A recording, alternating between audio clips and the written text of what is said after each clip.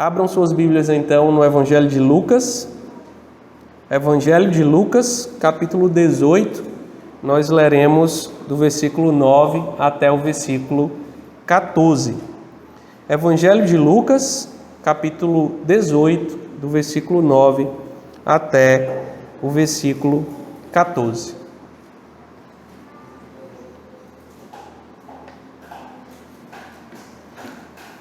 Lucas 18, do 9 ao 14. Diz assim a palavra do nosso bom Deus. Propôs também esta parábola a alguns que confiavam em si mesmos, por se considerarem justos e desprezavam os outros. 2 homens subiram ao templo com o propósito de orar, um fariseu e o outro publicano. O fariseu, posto em pé, orava de si para si mesmo desta forma: Ó Deus, graças te dou porque não sou como os demais homens, roubadores, injustos e adúlteros, nem ainda como este publicano. Jejuo 2 vezes por semana e dou o dízimo de tudo quanto ganho. O publicano, estando em pé, longe, não ousava nem ainda levantar os olhos ao céu, mas batia no peito, dizendo: Ó Deus, sê propício a mim, pecador. Digo-vos que este desceu justificado para a sua casa, e não aquele. Porque todo o que se exalta será humilhado, mas o que se humilha será exaltado. Amém. Vamos orar, irmãos, mais uma vez. Senhor Deus, Deus que é exaltado acima de tudo e acima de todos. Deus diante de quem nós devemos nos humilhar, nos prostrar e reconhecer a Tua glória, a Tua majestade, reconhecer, ó Deus, que somos dependentes do Senhor. Senhor, que a Tua palavra venha de encontro aos nossos corações.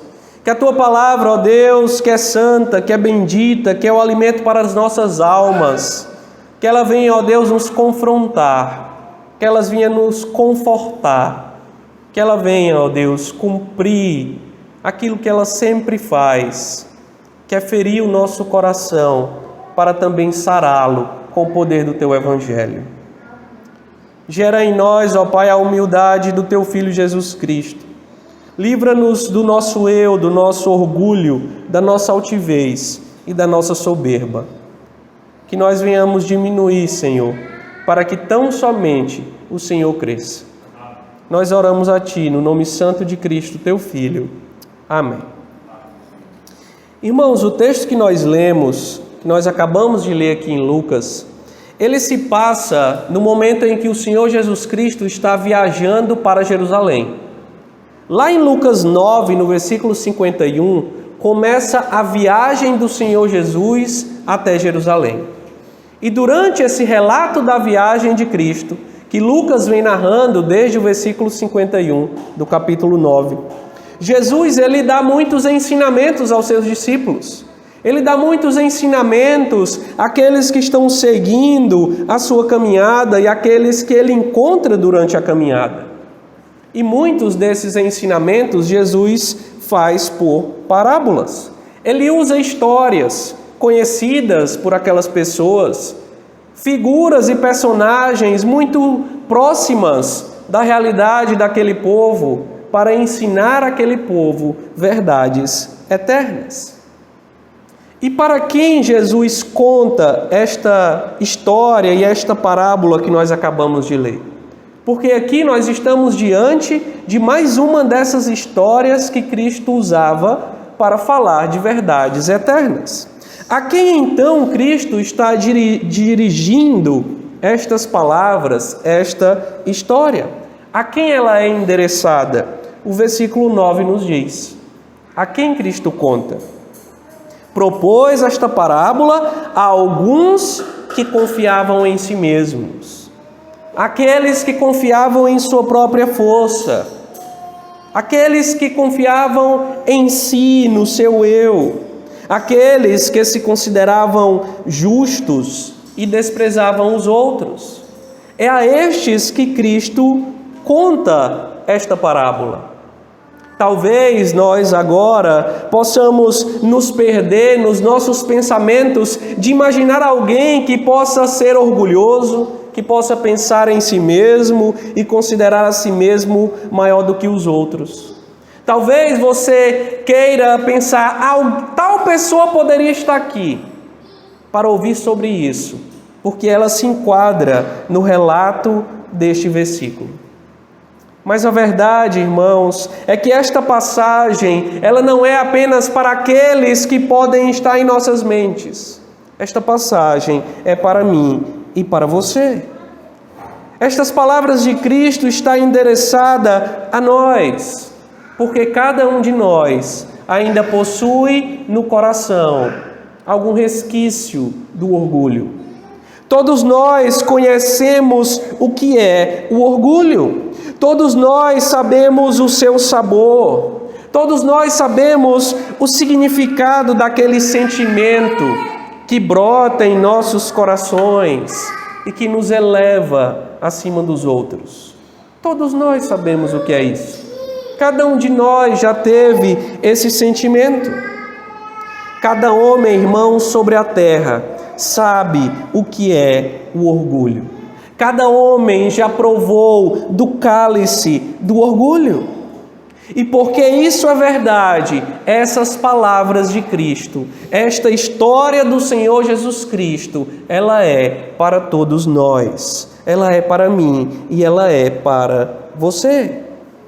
E essa história, então, irmãos, fala de dois homens. Dois homens que subiram ao templo para orar. O templo era a igreja daquela época. O lugar de devoção, o lugar de celebração a Deus, o lugar onde o povo de Deus se reunia para cultuar ao Senhor. Um desses homens era um fariseu, um religioso, o pastor da igreja. Esse é o fariseu naquela época, o pastor famoso, conhecido, respeitado por todos, que conhecia a Bíblia. O outro homem, um publicano, um cobrador de impostos, um funcionário público do Império Romano, alguém que cobrava propina do povo, que desviava recursos, um político de Brasília. Aqueles que bem conhecemos e ouvimos falar. São esses dois homens que sobem ao templo, que passam a rua, subindo com a Bíblia debaixo do braço, dizendo: vou à igreja orar. Um pastor e um político corrupto. São esses dois homens que sobem à igreja. E o que eles vão fazer? Eles vão fazer sua devoção a Deus, sua oração a Deus. O pastor entra na igreja, senta provavelmente nos primeiros bancos e, colocado em pé para passar um ar de pureza maior, um ar de santo temor, ele então começa a orar a Deus dizendo: Senhor, obrigado. Obrigado, Deus, porque eu sou melhor do que os outros. Obrigado, Senhor, porque eu sou melhor do que os adúlteros, do que os ladrões. Eu sou melhor do que aqueles que praticam injustiça. Obrigado, Senhor, porque eu sou melhor do que aquele homem que subiu comigo para a igreja, do que aquele político que está bem ali no fundo sentado. Eu sou melhor do que todos os homens. Eu sou melhor do que eles porque eu sou um religioso. Eu sempre vou à igreja. Eu dou ofertas para a igreja. Eu pratico jejum. Eu estou aqui orando. Eu sou melhor do que os outros e eu te agradeço, Deus, por isso. Ali no fundo da igreja estava o publicano, aquele homem corrupto, aquele político corrupto, e ele também estava orando. Ele procurou um lugar onde poucos poderiam perceber sua presença. Ele não queria aparecer. Ele então se curvou, não tinha coragem nem mesmo de levantar os olhos para o céu, e então ele orou a Deus dizendo, e batendo no seu peito enquanto dizia: Senhor, sê propício a mim, pecador. Senhor, tem misericórdia de mim e salva-me dos meus pecados. Esses 2 homens terminaram a sua oração e foram para suas casas. E a pergunta que fica em nossas mentes e na mente daqueles que ouviam o Senhor Jesus é: que oração Deus ouviu? Quem Deus ouviu? Deus ouviu o pastor religioso que sempre estava na igreja, que sempre cumpria os seus ritos sacros? Ou Deus ouviu aquele homem corrupto? Quem foi ouvido por Deus? Cristo nos dá o veredito no versículo 14.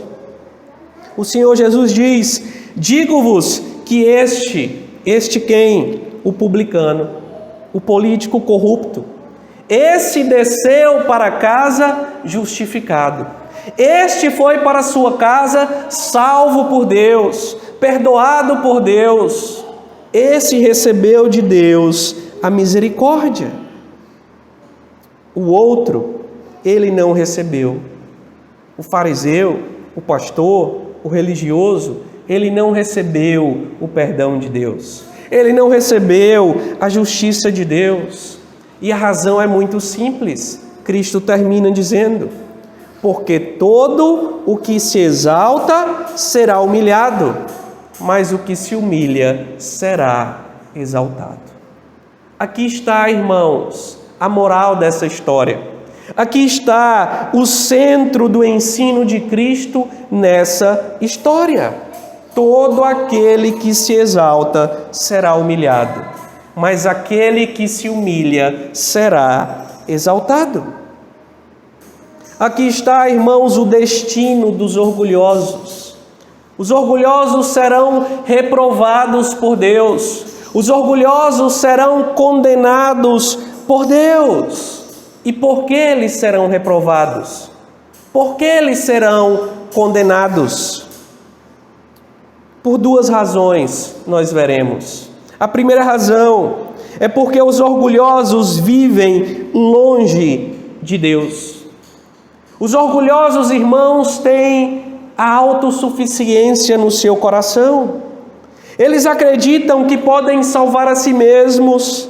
Eles entendem que a sua própria justiça, a sua própria força pode salvá-los. O orgulho não sente necessidade de Deus. O orgulhoso, irmãos, é como o fariseu da nossa história. Ele olha apenas para si mesmo. Ele ora pensando em si mesmo. Ainda que ele coloque os seus olhos no céu, o seu coração permanece na terra. Ainda que ele esteja olhando para o céu, os seus pensamentos são terrenos, são mundanos, são egoístas, são altivos. Ele fala com Deus, mas depende de si mesmo.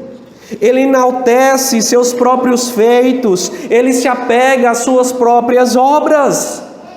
Ele está falando com Deus, parece que ele está falando com Deus.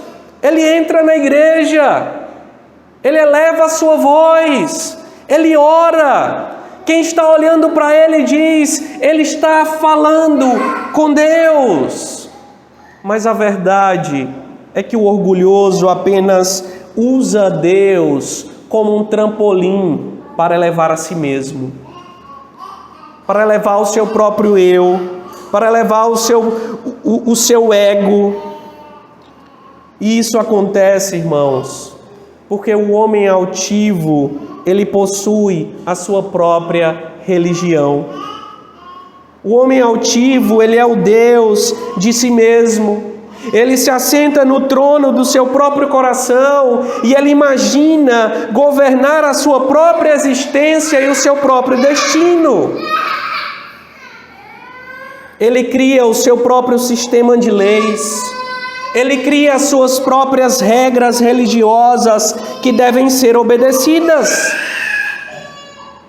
E se nós, irmãos, não tivermos o devido cuidado, o orgulho pode crescer em nossos corações e contaminar a nossa vida com Deus. O orgulho é um sentimento parasita. ele facilmente se camufla. Ele facilmente encontra um lugar de onde ele pode se alimentar e crescer sem que nós mesmos nem percebamos. Ele está ali, ele está crescendo, ele está nos dominando. Aqueles que estão à nossa volta começam a sentir os seus efeitos, mas nós achamos que não, que ele não existe. O orgulho é traiçoeiro, irmãos, e quando ele se estabelece, nós passamos a viver uma vida segundo a nossa própria vontade e não segundo a vontade de Deus. Nós passamos a ter uma religiosidade baseada em nós mesmos e não baseada em Deus. E quando isso acontece, nós começamos a contar as nossas obras religiosas, os nossos feitos religiosos, como se fossem um mérito próprio, como se fossem algo que nós estamos pagando a Deus para ganhar algo em troca.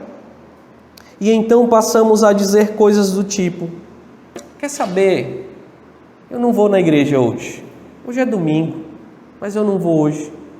Porque eu já fui semana passada, eu já fui 2 domingos atrás, eu já fui para a igreja demais. Não precisa eu ir de novo, deixa eu ir semana que vem. Ou então dizemos: eu não vou ler a Bíblia hoje, eu já li ontem. Eu já li anteontem. Essa semana eu não vou ler a Bíblia, eu estou com muito tempo já lendo a Bíblia. Vou dar um tempo de ler a Bíblia, de me relacionar com Deus, de orar ao Senhor. Vou dar um tempo nessas coisas, porque eu já tenho o suficiente. E nós não percebemos que esses pensamentos, eles estão nascendo de um coração orgulhoso, de um coração autossuficiente, de um coração que está sussurrando em nossos ouvidos e dizendo: você já é bom o suficiente, você já é crente o suficiente, você não precisa ir tantas vezes à igreja, você não precisa ler tanto a Bíblia, você não precisa se esforçar tanto para ser um crente assim, você já é alguém bom. Você já conquistou boas obras, você já pratica muitas coisas, você não precisa fazer nada além do que você já fez. E esse, irmãos, é o resumo da vida de alguém que se fez Deus e juiz de si mesmo. E desse modo, convenhamos, é muito fácil dizer que é salvo. É muito fácil eu alardear pelas ruas de que eu sou salvo se eu sou o Deus da minha salvação. Se sou eu mesmo que estabeleço as regras, se sou eu mesmo que estabeleço as exigências que devem ser atendidas, eu serei como os corruptos do nosso país, que eles mesmos fazem suas próprias leis, para seguir as suas próprias leis e dizer depois: olha, nós não roubamos, nós não fizemos nada de errado, olha a lei aqui. Mas eles são os próprios juízes de si mesmos. Assim é fácil dizer, eu sou um bom crente, assim é fácil dizer, eu sou um bom filho de Deus, se sou eu mesmo, o meu próprio Deus e o meu próprio juiz. É por isso, irmãos, que é mais confortável viver assim. É por isso que é confortável ouvir o nosso coração dizendo a nós mesmos quem nós somos, em vez de ouvirmos outros ou de ouvirmos a palavra de Deus. Porque o nosso orgulho, ele é condescendente com os nossos pecados. O nosso orgulho quer nos dizer exatamente aquilo que nós queremos ouvir. Por isso é mais fácil viver como um fariseu, ouvindo a si mesmo. E é por isso que os nossos corações caídos desejam tanto a independência de Deus, a autonomia. É isso que nos é caro, irmãos. É isso que é difícil nós largarmos, nós deixarmos de lado, nós soltarmos a nossa autonomia, a nossa vontade própria, o nosso autogoverno. Nós não aceitamos ser governados por outro, nem mesmo por Deus. É isso que o nosso coração diz. É isso que o nosso eu está dizendo em todo o tempo. Não, ninguém me governará, ninguém. Eu sou o meu Deus, eu sou o meu juiz. É isso que o nosso ego nos diz. É isso que ele deseja. Dentro de cada homem há uma voz que oferece a ele o cálice do orgulho e da autossuficiência. Dentro de cada um de nós está uma mesa posta, talvez com um belo cálice, que parece ser o melhor dos vinhos, mas este é o cálice do orgulho, que está ali, parecendo o melhor dos mundos, mas está envenenado com veneno mortífero.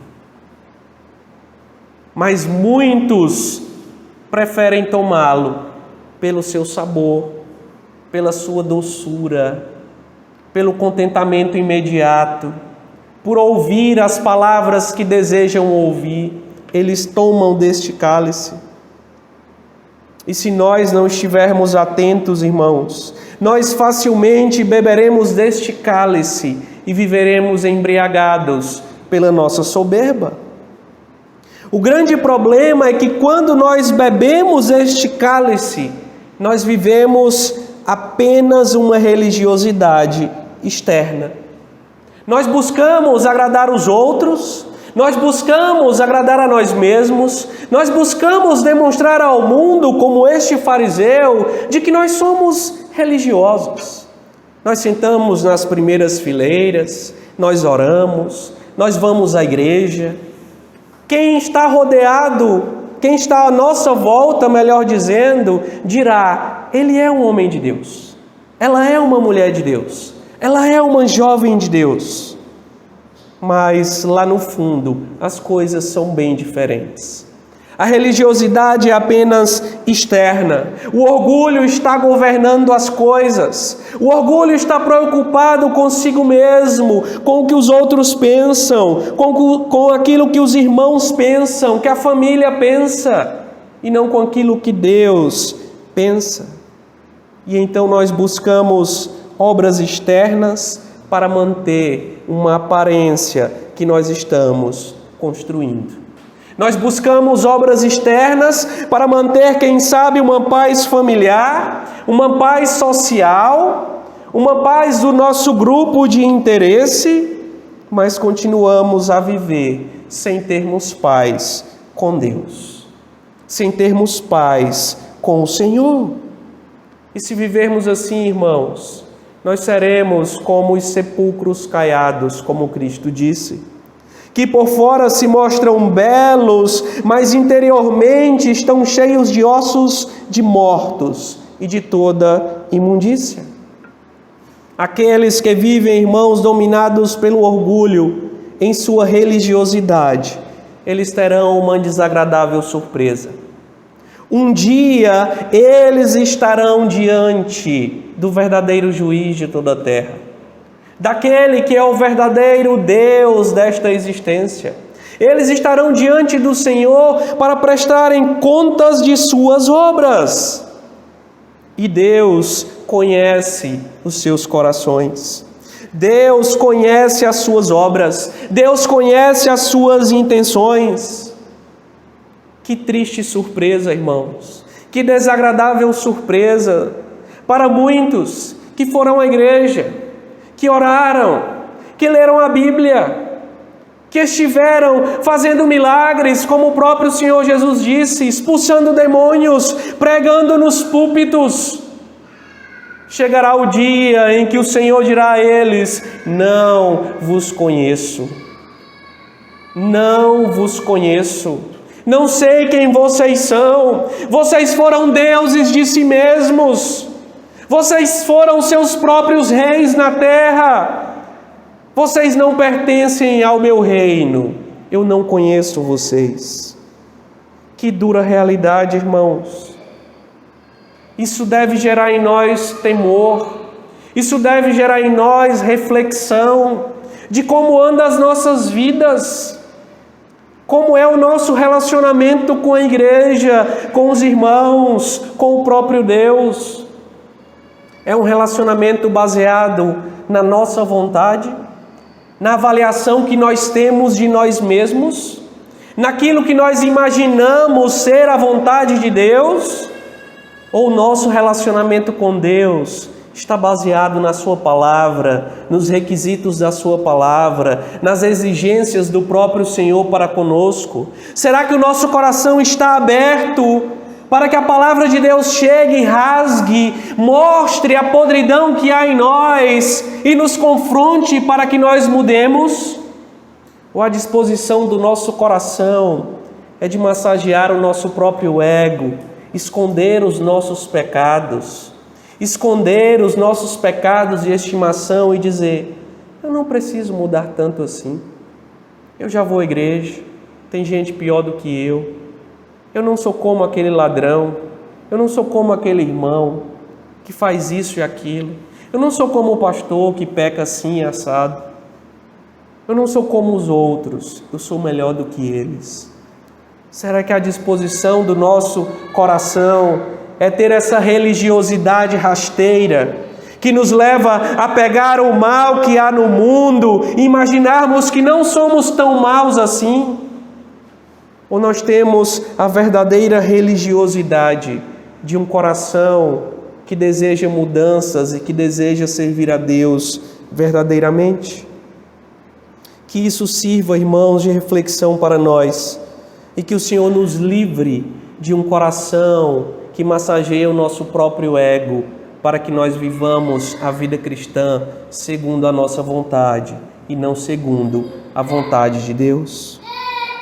A segunda razão, irmãos, pela qual os orgulhosos serão condenados é porque os orgulhosos vivem longe da igreja. Igreja aqui eu não estou falando do prédio onde a igreja possa se reunir, e nem estou falando apenas da instituição igreja. Igreja aqui eu estou falando das pessoas. Os orgulhosos se mantêm longe não apenas de Deus, mas também distantes do povo de Deus. O orgulho, irmãos, nos afasta das pessoas. Veja mais uma vez o fariseu dessa história. Veja como ele tratou os demais homens. Veja como ele olhou para os demais homens. Veja como ele olhou para aquele publicano, quase dizendo, esta raça é uma raça perdida. Que o publicano era visto assim. Se um judeu se tornasse publicano, ele não poderia ocupar funções de destaque entre os judeus mais. Ele era visto como um traidor. O publicano era alguém que os judeus odiavam. E aquele fariseu, ele olhou para aquele publicano com esse olhar. Eu sou melhor do que aquele publicano. Com um ar de superioridade, com um ar de desprezo, ele desprezou os outros. Era verdade, irmãos, que os publicanos de fato não eram um grupo, não formavam um grupo de pessoas boas. É verdade que eles eram corruptos. É verdade que eles recebiam propina. É verdade que eles eram, de forma geral, péssimos funcionários, que enganavam o povo, que roubavam o povo. Mas o fariseu usou essa verdade para elevar o seu próprio ego, para elevar o seu próprio eu sobre os outros, para alimentar a sua própria justiça. E aqui, irmãos, está a consequência terrível do orgulho no relacionamento entre as pessoas. O orgulhoso, ele se torna alguém crítico demais. Ele sempre está olhando para os outros, para a igreja, para a vida das pessoas, e sempre apontando o erro, sempre dizendo, está vendo ali o que o irmão fez? Está vendo ali o que fulano faz? A altivez, irmãos, nos leva a usar o pecado alheio para alimentar a nossa própria justiça. Você conhece, você sabe do que eu estou falando. Daquele impulso de sermos maledicentes, de falarmos mal de alguém, do pecado de alguém, e lá no fundo termos aquela sensação de elevação de si mesmo, de lá no fundo dizermos: eu sou melhor do que ele, eu sou melhor do que fulano.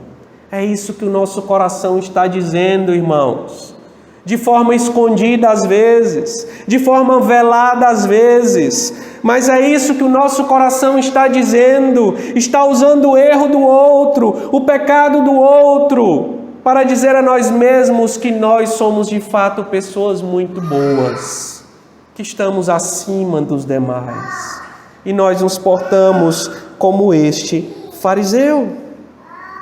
Se o orgulho, meus irmãos, habitar em nossos corações, nós viveremos uns distantes dos outros. Nós nos encontraremos nas reuniões da igreja, nós estaremos juntos em muitos momentos, mas nós sempre estaremos com os nossos corações distantes. O orgulho não permitirá que nós façamos parte da vida uns dos outros. O orgulho não permitirá que pessoas se aproximem, e nem mesmo que nós nos aproximemos de outras pessoas. Porque a altivez, irmãos, a altivez levanta o muro da justiça própria. E quando nós levantamos o muro da justiça própria, nós vemos as pessoas como pecadores demais para serem nossos amigos. Nós vemos as pessoas como pecadores demais para serem alguém digno da nossa confiança, dos nossos relacionamentos. Mas também há um problema, não só daqui para lá, mas de lá para cá. A muralha da justiça própria, ela também impede que outras pessoas venham até nós, porque nós conhecemos os nossos pecados. E como nós criamos uma justiça própria, como nós criamos um mundo de religiosidade aparente, nós tememos que outros entrem neste muro e percebam que a vida não passa de hipocrisia. E então nós tendemos a viver em uma ilha, como pessoas isoladas, que sempre estão acima dos outros, acima da igreja, acima dos demais, com um espírito crítico e orgulhoso. Você percebe, meus irmãos, como isso é danoso à vida da igreja? Como isso é danoso para o reino de Deus?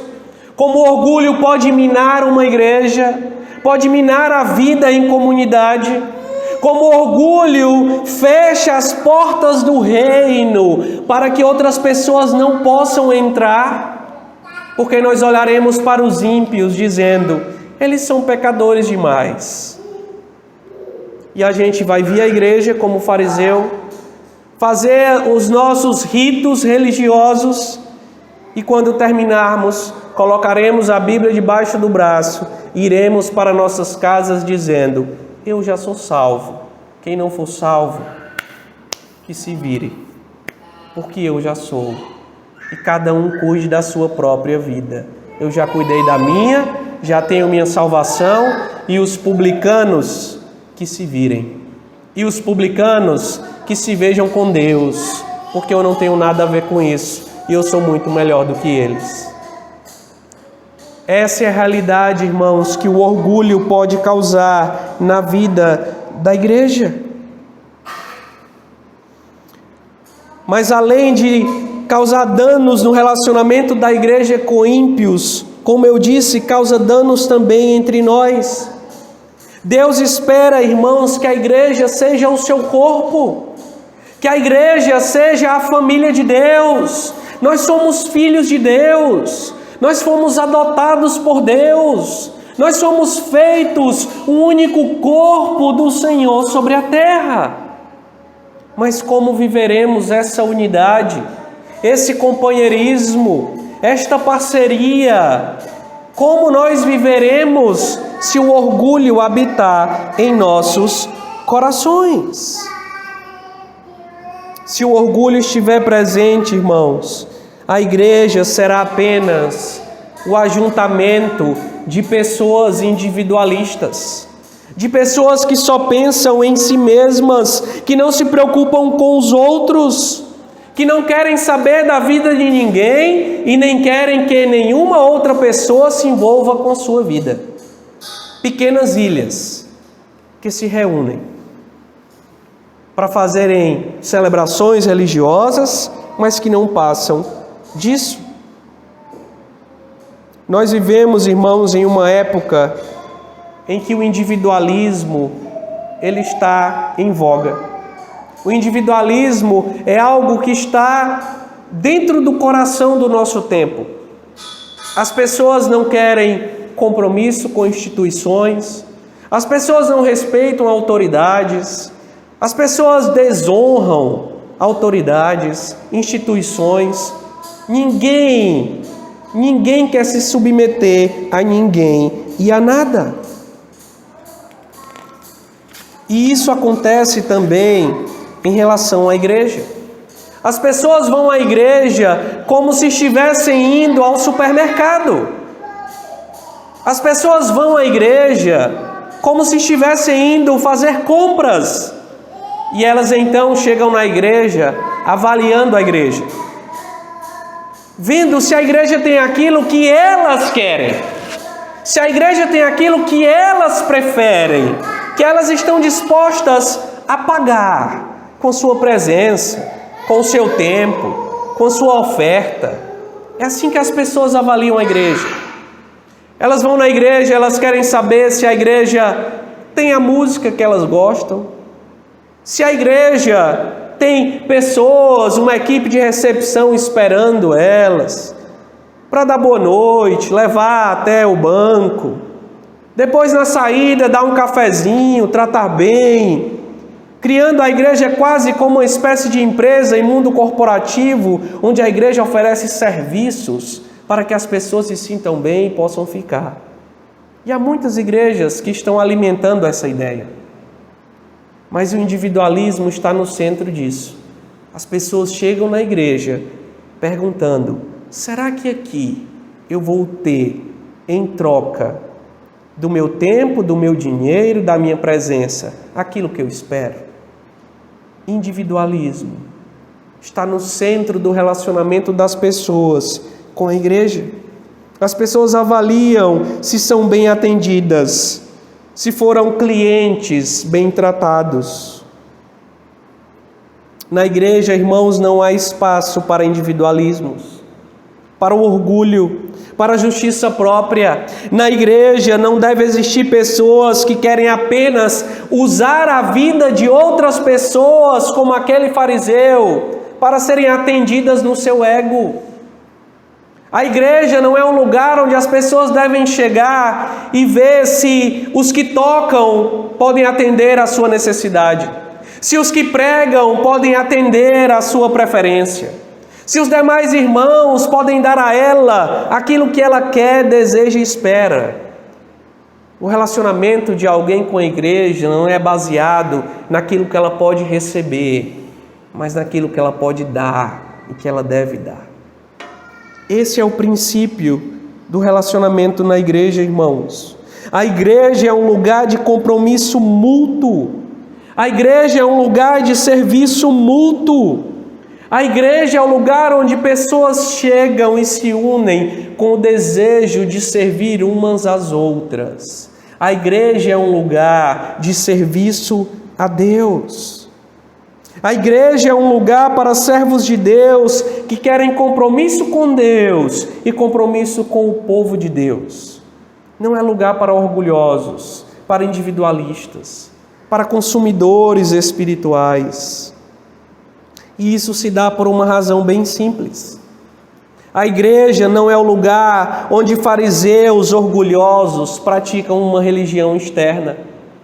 A igreja, ela é o santo ajuntamento, a comunhão de publicanos, pecadores, corruptos, que foram salvos por Deus, que se arrependeram dos seus pecados e se uniram em um grupo. Isso é a igreja, um ajuntamento de pecadores arrependidos. Irmãos, nós somos naturalmente corruptos, nós somos pecadores indignos, nós somos orgulhosos, impenitentes, nós somos aqueles que um dia viveram no mundo como deuses de si mesmos, como juízes de si mesmos, como aqueles que pensavam que poderiam salvar a si mesmos, que governavam suas próprias vidas. Nós éramos dominados, nós éramos escravos do nosso próprio eu, do nosso orgulho. Mas um dia Deus nos salvou. O Senhor Jesus nos salvou para a vida em comunidade, para sermos seus filhos. Não nos cabe mais uma vida de orgulhosos. Não nos cabe mais uma vida egocêntrica, uma vida individualista. O que nos resta, irmãos, é uma postura de humildade, de saber que sem Deus nós estamos perdidos, de saber que nós somos pecadores, de saber que nós precisamos do Senhor, que nós desejamos o Senhor. Nós devemos ser como este publicano, que se achegou a Deus dizendo: ó Deus, sê propício a mim, pecador, tem misericórdia de mim, salva-me, Senhor, salva-me. É essa oração que nos cabe, irmãos. Diante de Deus não há lugar para orgulhosos. Diante do Senhor só há lugar para os humildes. É isso que Cristo diz no final do texto. Essa é a verdade central do nosso texto. Porque todo o que se exalta será humilhado, mas o que se humilha será exaltado. Esta verdade, irmãos, está claramente manifestada na vida do nosso Senhor e Salvador Jesus Cristo. A vida de Cristo é a prova de que a salvação não é conquistada pela exaltação de si mesmo, mas pela humilhação de si mesmo. Cristo, sendo o Rei, sendo o Senhor da terra, Ele se fez servo humilde para nos salvar. Ele veio ao mundo passar pela maior das humilhações para salvar aqueles que estavam perdidos, para salvar a mim e a você. Cristo, nosso Senhor, é o Rei humilde. Nós servimos a um Rei humilde que desceu do seu trono, que se despiu da sua glória para vir a este mundo sofrer e derramar o seu sangue para a nossa salvação. E Cristo, irmãos, conquistou a nossa salvação através da sua humilhação para entregar àqueles que em certa medida se humilham como Ele se humilhou. Cristo entrega a sua salvação para aqueles que retiram as suas vestes de fariseu e se vestem de publicano, de pecador, e reconhecem a sua necessidade, e reconhecem que são perdidos, que são corruptos, e reconhecem que dependem de Deus, e rogam a Deus dizendo: Senhor, tem misericórdia de mim. É a esses que o Senhor Jesus salva. A salvação de Cristo é para aqueles que reconhecem a sua necessidade, não é para os orgulhosos. São esses os humildes, irmãos, que recebem de Deus a salvação.